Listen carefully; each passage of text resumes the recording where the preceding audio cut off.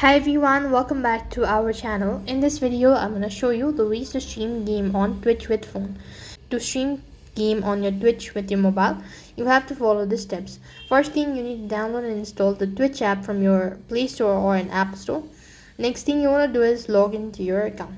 Once logged in, that's going to take you to the home page, and from the home page you could go and press the profile. Once you go to profile, here you might be able to see the live button, but then if you're not, then you could just simply press the plus icon at the bottom.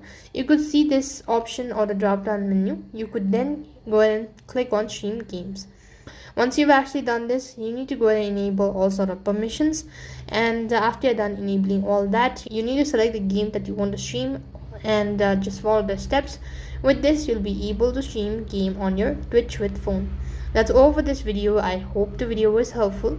Make sure to like, share and subscribe to our channel. Thank you for watching. See you in the next video.